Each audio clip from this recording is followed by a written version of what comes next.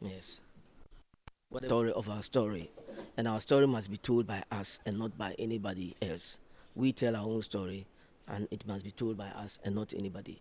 And so, if we have been able to preserve these things, and we are telling the story, it makes the stories, I mean, very authentic. It makes it veritable, so that people would come, and whoever comes here, I mean, nobody comes here and goes without feeling, you know, they feel encouraged, they feel so proud that yes, my people, our African people have been able to preserve these things way back in centuries to date, which is helping the current generation.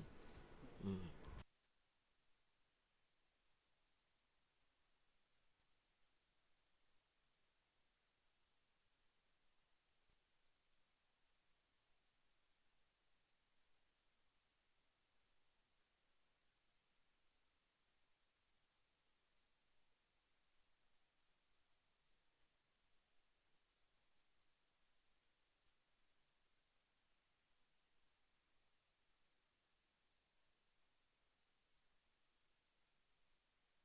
Put on our tradition. Culture is a way of life. A nation that forgets its culture ceases to be a nation because it is the culture that defines who you are. The way we talk, the way we marry, the way we farm, and everything. So we talk about the way we put on our cloth and everything. Our dances, they are all part of our culture. So we tell people about all these things. That's Major Palace Museum. So we invite people to come here from all walks of life come here to learn more about the history and culture of Asante people.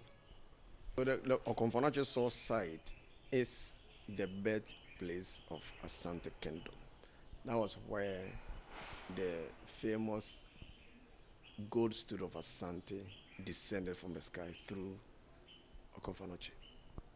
At that time, the Asante needed a unity to fight or to free themselves from the danger as a nation. So the gods were consulted, and at the end of the day, the gold stool descended from the sky and landed on the laps of the then Kumasi or Kwaman chief, who was called Osei Kofi. So, because all the constituent nation at that time that formed the nation of Asante agreed that whoever the stool landed will land on his lap will be the leader. So Osei became the leader, and he's also seen as the founder of Asante Nation. So that place, so the sword and the gold stool is a symbol of unity, and the sword represent um, the unity that took place. But the sword is there to remind every Asante person, every Asante, of the unity that took place those times. Because if the gold stool had been put there, you know what would have happened to it. But the sword, he places there to physically remind the people of Asante that once upon a time we came together to form a nation. So there's no way you can, destroy that unity. And Okonfanachi also made a prophecy on that sword, that sword or that place will be a healing place for millions of people. The prophecy, it was 1695 that the prophecy was made.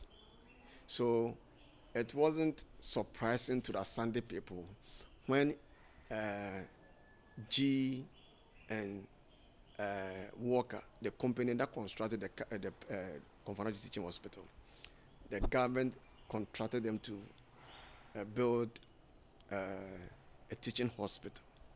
Nobody had informed them that Okofanochi made a prophecy, or nobody insisted that they should site the hospital there.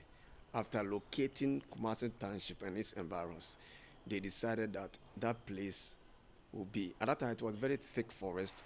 They didn't see the sword.